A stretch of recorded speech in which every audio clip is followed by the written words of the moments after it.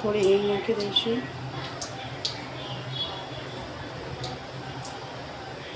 થોડું લીમડો. હવે અમે બટેકાને કટ કરી લીધા છે ને તેને ધોઈ નાખ્યા છે. હવે તેને પણ આપણે તેમાં એડ કરી દઈશું.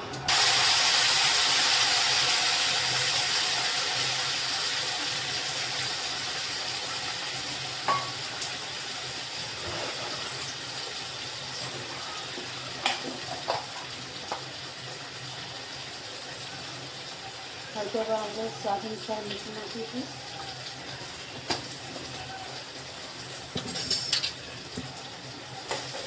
હલાવી દઈશું. મિક્સ કરી દઈશું.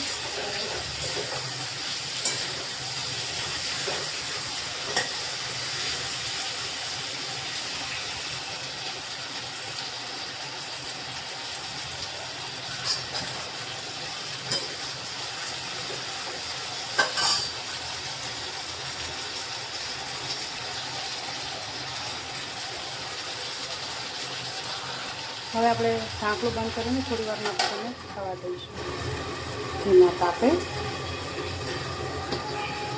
મારો વિડીયો ગમે તો લાઈક કરજો, શેર કરજો, સબસ્ક્રાઈબ કરજો. મારી ચેનલનું નામ ચટપટી વાનગી છે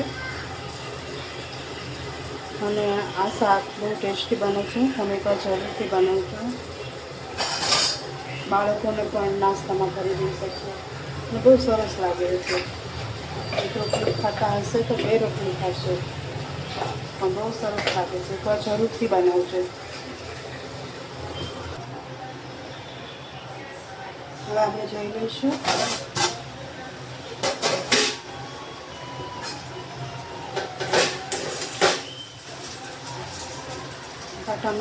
બટેકા વફાઈ ગયા છે. હવે તેમાં આપણે ટમેટાં અને મરચાં તે એડ કરી દઈશું.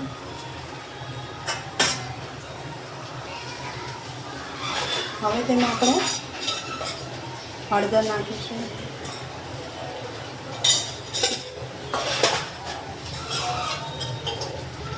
મરચું નાખીશું. તમારે જે પ્રમાણમાં તીખું ભાવશે એ પ્રમાણમાં તમે મરચું લઈ શકો છો.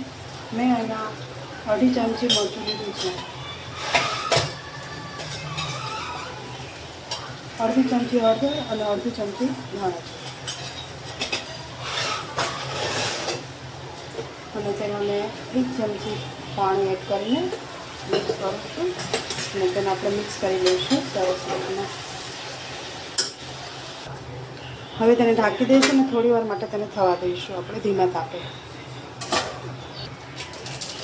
હવે આપણે જોઈ લઈએ. તમે જોઈ શકો છો કલર એકદમ ચેન્જ થઈ ગયો છે. અને મેગી મસાલો લીધો છે તેને આપણે તેને એડ કરીશું. એથી સ્વાદ બહુ સરસ આવે છે.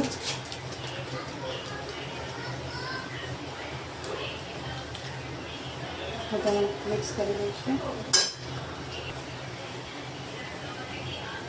હવે અમે કોથમીર લીધી છે તેને પણ તમે એડ કરી દઈશું.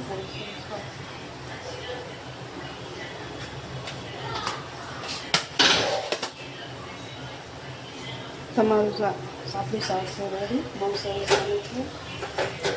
જરૂરથી ટ્રાય કરશું.